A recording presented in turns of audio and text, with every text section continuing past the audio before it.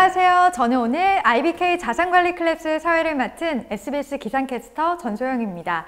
오늘은 최근 대한민국 돈의 흐름에서 가장 뜨거운 감자가 되고 있는 부동산 알맹이 콕콕 집어드릴 텐데요. 그 중에서도 부동산 조정기에도 가치가 빛나는 랜드마크의 조건에 대해서 알아보려고 합니다. 우리 IBK 기업은행을 사랑해주시는 소중한 자산관리 고객님들 그리고 기업 CEO분들 부자 되시라고 오늘 부동산 전문가 우아미님을 모셨습니다. 안녕하세요. 네, 안녕하세요. 안녕하세요. 네, 너무 아름다우십니다. 아우, 감사합니다. 네, 리버라인의 우아미라고 합니다. 이 IBK 기업은행에서 이렇게 불러주셔서 영광입니다. 네, 최근 우리나라 정말 주식, 부동산 열풍 어마어마하잖아요. 저같이 전문가가 아닌 사람들은 너무 어렵고 멀게만 느껴지거든요. 어떻게 하면 좀 현명하게 부동산 투자를 할 수 있을지 궁금합니다. 네, 이 부동산 규제 이제 워낙에 많고 변화가 많기 때문에 좀 혼란스러운 건 사실인 것 같지만요. 그래도 쉽게 투자할 수 있는 방법이 있습니다. 그래서 오늘 알려드리려고 하는데 일단 제가 처음에 질문을 받은 것은 이 부동산 조정기에도 좀 빛을 발할 수 있는 그런 부동산은 무엇이 있을까요? 이렇게 질문을 주셨거든요. 그래서 제가 좀 생각을 해봤어요. 지금이 과연 부동산 조정기가 올 것인가? 그리고 부동산 조정기가 오면 또 어떤 부동산을 투자해야 되는가? 근데 저의 대답은 부동산 예측이라는 게 쉽지는 않겠지만 제 나름대로의 예측에서는 부동산 조정기는 올까? 안 올 것 같다라는 게 대답이고요. 그래도 우리가 조정기에도 빛날 수 있는 부동산을 분석해 봐야 되는 것은 맞습니다. 이런 조정기에 혹은 뭐 하락기에도 좀 안정적으로 투자할 수 있는 곳이라면 뭐 부동산 호황기, 뭐 상승기에는 뭐 더 많은 수익을 낼 수 있거든요. 맞아요. 그래서 그러한 부분들 좀 같이 살펴보는 시간 갖도록 하겠고요. 그거에 앞서서 이 부동산 전체적인 흐름, 어떻게 흘러가고 있는지 좀 설명을 드리고자 합니다. 네. 부동산 예측, 이게 진짜 뭐 이게 딱 수학 공식처럼 있다 그러면 얼마나 좋겠습니까? 근데 사실 예측은 틀리라고 있는 거거든요. 그래서 정말 부동산 전문가들 많은 예측들을 하시지만 실제로 결과로 보면은 확률적으로는 이 동전 앞뒷면 맞추는 50%의 확률보다도 낮습니다. 그래서 정답은 없지만 우리가 그래도 그 흐름들을 좀 이해하면 좋을까 싶어서 좀 자료를 준비해 봤습니다. 예, 이 부동산 시장, 우리나라의 부동산 시장 독립적으로만 우리나라끼리만 움직이는 것은 아닙니다. 그래서 전 세계적으로 이 동조화돼서 흐름이 있다. 이렇게 이해를 하시면 될 것 같고요. 그래서 전 세계의 흐름을 좀 전체적으로 살펴보면은 우리나라의 부동산 흐름도 이해하기 쉬울 것 같습니다. 예, 전 세계의 집값 흐름 한번 살펴보면요. 지금 그래프를 보시면 2000년도부터 2008년도 금융위기가 오기 전까지 쭉 상승을 하다가 그 시점을 기점으로 해서 좀 조정기에 들어섰고요. 그 조정기에서 2012년도쯤 그쯤에서 저점을 찍고 지금까지 꾸준한 그런 상승 추세를 보이고 있습니다. 그래서 우리나라 집값 정말 많이 올랐거든요. 하지만 전 세계적인 집값 흐름도 현상으로 볼 수 있다. 이렇게 보실 수 있겠고요. 그러니까 우리나라만 집값이 오른 게 아니라 이건 전 세계적인 현상이라는 말씀이시죠? 네, 그렇죠. 근데 우리가 정말 체감적으로는 집값 너무 많이 오른 것 같거든요. 집값 많이 올랐다라고 표현하는 이 집값은요, 명목 가격입니다. 그래서 숫자상의 그냥 가격이라고 보시면 되는데 사실상 명목 가격은 뭐 계속적으로 시간이 지나가면 오릅니다. 그래서 우리가 10년 전 가격, 20년 전 가격, 30년 전 가격을 생각해 보면 항상 가격은 많이 뛰어 있거든요. 그래서 우리가 집값 비교를 할 때는 명목 가격을 보는 것이 아니라 다른 집값을 좀 봐야 될 텐데 물가가 가미된 실질 가격도 봐야 될 것이고 그리고 소득 수준 대비한 집값 PIR도 좀 봐야 될 것 같습니다. 그래서 다른 OECD 국가들하고 한번 비교를 해보면 그래프 보시면 이게 2020년도 1분기 이전 최근 1년 동안의 이제 평균 집값 상승률을 나타내거든요. 이 그래프는 실질 가격, 즉 물가가 가미된 가격이라고 보시면 되겠고 OECD 국가들하고 비교를 했을 때 우리나라가 상위권이 아니라 하위권 쪽에 머물러 있음을 볼 수 있는데요. 이 그래프 보고 말도 안 돼라고 느껴질 수 있습니다. 그러니까요. 전혀 집값이 높은 수준이 아닌데요. 예, 우리가 지금 체감하는 거는 네. 상당히 많이 높아져 있거든요. 특히나 2017년, 18년, 19년, 최근 2020년까지도 정말 많이 체감적으로는 많이 올랐지만 이 가격은 물가 대비한 가격이기 때문에 물가도 같이 올랐다라고 생각을 해보시면 이해가 될 것 같습니다. 소득 수준 대비한 집값도 좀 살펴보면 좋겠는데 소득 수준 대비한 집값도 지금 OECD 국가들하고 비교를 해보면 이 부분은 거의 최하위에 속해 있습니다. 다르게 얘기하면 집값 오르는 것보다 소득 수준이 더 많이 올랐다라고 생각을 해볼 수가 있는데요. 사실 이렇게 된다면 우리가 옛날보다 집을 더 쉽게 사야 되지 않을까 이렇게 생각을 할 수 있는데 그렇지는 않거든요. 실질적인 소득 수준 대비한 집값은 OECD 국가들 중에서 최하위권이다. 그래서 이러한 전 세계적인 동조화 현상 속에서 지금 상승 추세에 있는 이 시점에서는 상승 여력이 더 있다라고 볼 수 있을 것 같습니다. 그리고 또 하나 봐야 될 것은 바로 유동성입니다. 그 유동성을 나타내는 것 중에 하나인 그 신용 상승을 좀 살펴볼 필요가 있습니다. 크레딧 그로스가 이제 크다라는 것은 유동성이 이제 많다라는 것을 의미하는 거고 이것 또한 상위권에 있을수록 상승 여력이 크다. 이렇게 이해하시면 될 것 같습니다. 그래서 이러한 그런 전 세계적인 부동산 흐름으로 봤을 때는 우리나라의 지금 부동산 시장에 조정기가 오기는 쉽지 않다. 저는 이렇게 말씀드리고 싶습니다. 전문가님, 아까 유동성이 많다는 뜻이 우리나라 국민들이 그럼 집을 살 여력이 높은 수준이라는 말씀이신 거죠? 그렇죠. 시중에 돈이 많이 풀렸다라는 말입니다. 그러면 전문가님은 가까운 미래에 집값이 하향된다는 그런 예측에 반대하시는 입장인 거네요?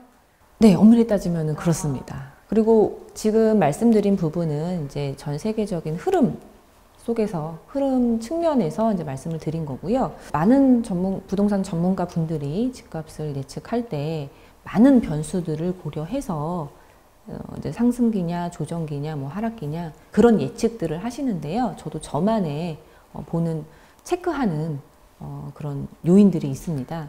전 세계 부동산이 동조화돼서 좀 같은 흐름으로 가고 있는데요. 그 흐름을 주도하는 게 바로 미국 시장입니다. 그렇기 때문에 미국의 부동산 가격 한번 체크해 봐야 될 것 같고요. 미국의 부동산 가격에 또 선물 역할을 하는 신규주택 판매량도 체크를 해보시면 좀 우리가 부동산 흐름이 어떻게 흘러갈 것인가 예측하는데 도움이 될 것 같습니다. 그래서 한번 같이 살펴보도록 할 텐데요. 미국 집값 지수 중에서 대표적으로 쓰고 있는 케이스 실라 지수입니다.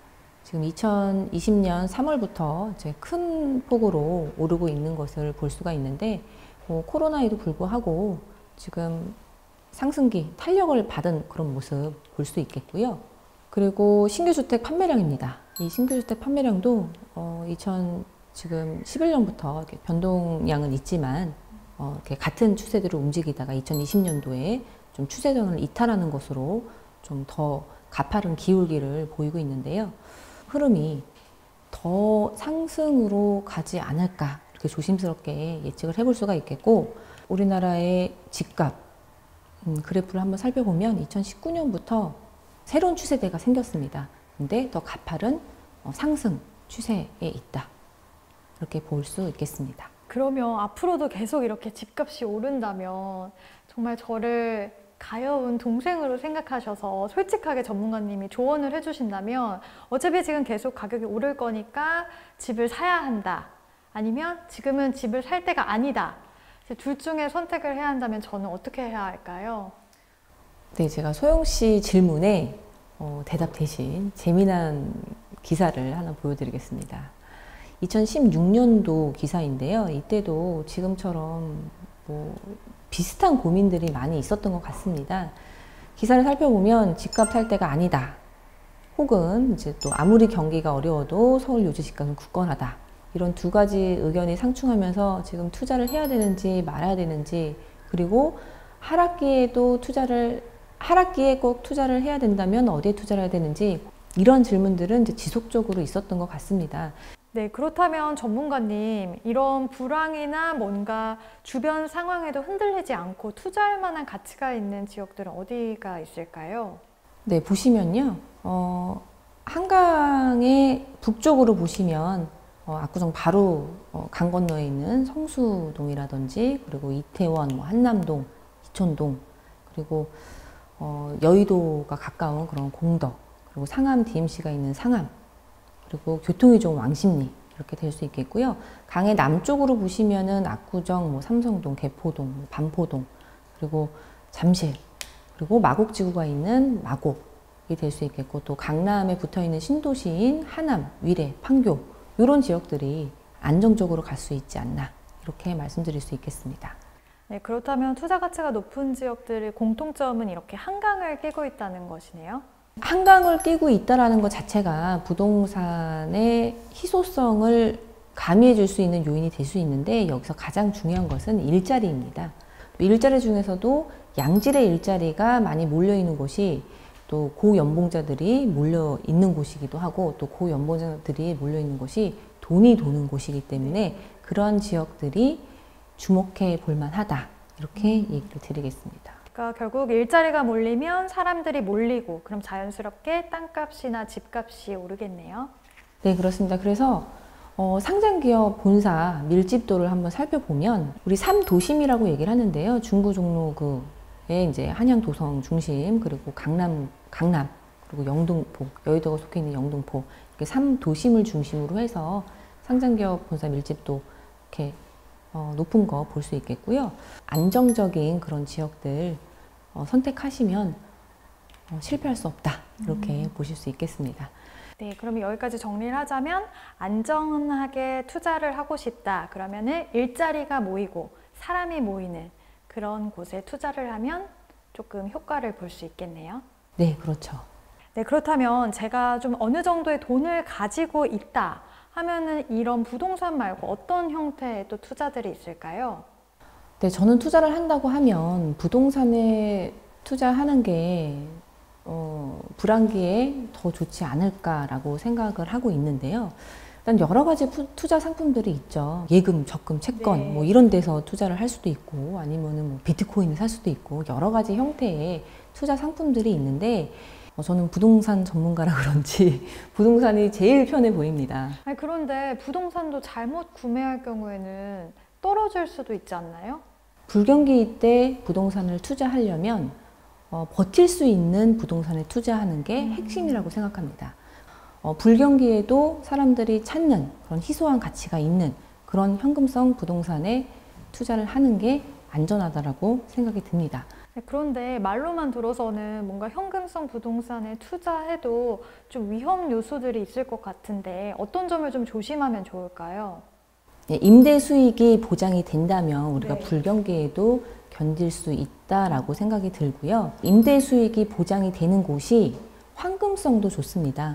현금이 또 나오는 부분들을 생각해 본다면 지금 현재는 가격이 워낙에 많이 올라 있기 때문에 좀 제가 생각하는 그러한 구체적인 대상을 좀 말씀드리면 나홀로 아파트도 괜찮습니다. 네, 나홀로 아파트가 인근에 있는 대단지 아파트보다 한 시세가 60%, 70% 정도이다 하면 수익률이 높은 월세도 받을 수 있고 그리고 주위 시세 대비해서 갭 매우기를 통해서 차익까지도 실현할 수 있는 그런 상품이라고 생각이 들고요.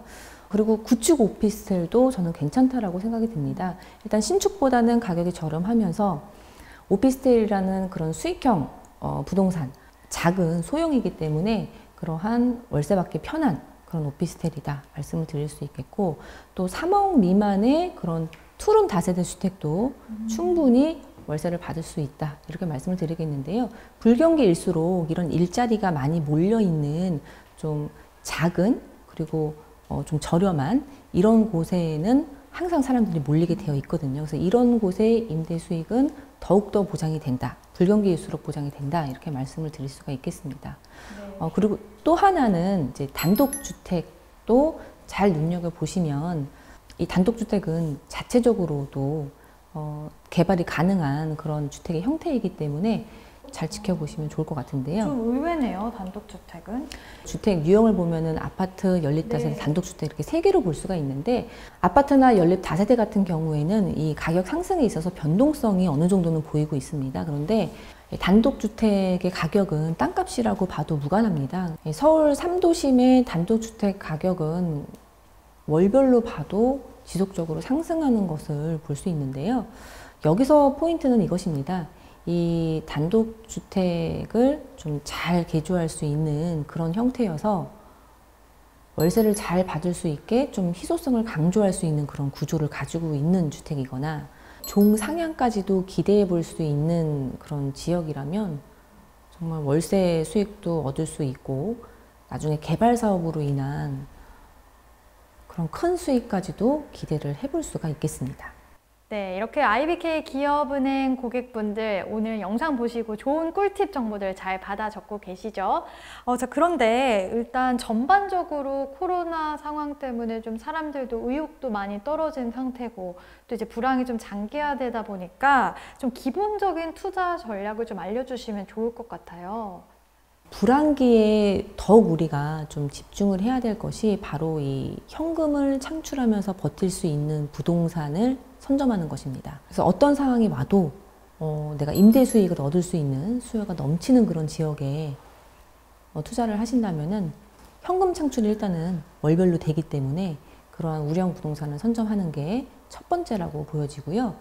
그리고 두 번째는 빠르게 액션을 취하셔야 됩니다.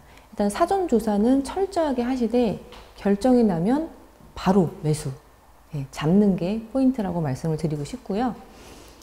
그리고 세 번째로는 혼자만의 결정보다는 좀 전문가의 의견도 들어보면 좋을 것 같은데 그 남의 의견을 듣는다고 해서 또 뭐 친구의 의견이나 뭐 다른 비전문가의 의견보다는 전문가의 의견을 꼭 참고하시는 게 좋을 것 같습니다. 그리고 네 번째로는 끊임없이 노력하셔야 됩니다. 내가 지금 보유하고 있는 부동산, 다른 부동산보다 차별화되게 만들 수 있는 노력을 끊임없이 하셔야 된다. 이렇게 말씀을 드리고 싶은데, 뭐 리모델링을 하거나 아니면은 똑같이 임대를 놨을 때도 그 옆에 있는 부동산보다 뭔가 창의적인 그런 아이디어를 관심을 갖고 신경을 쓰면 우리 불황기에도 잘 유지하실 수 있을 것 같습니다. 네, 좋은 말씀 감사합니다. 부동산 전반에 대해서 이렇게 꼼꼼하게 짚어주시니까 정말 저도 부동산에 대한 시야가 넓어지는 기분이 드는데요. 부동산 조정기에도 가치가 변함없는 그런 랜드마크 조건에 대해서도 알아봤고 안전한 투자 전략에 대해서도 배워보는 시간이었습니다. 우리 IBK 기업은행을 사랑해주시는 고객분들, 특히 자산관리 고객분들, 기업 CEO분들 이 꿀팁 정보 들으셔서 부자 되시길 바라겠고요. 저희는 다음에도 알찬 정보로 찾아뵙도록 하겠습니다. 지금까지 시청해 주셔서 감사하고요. 오늘 함께 해주신 우아미 전문가님께도 다시 한번 감사드립니다. 감사합니다.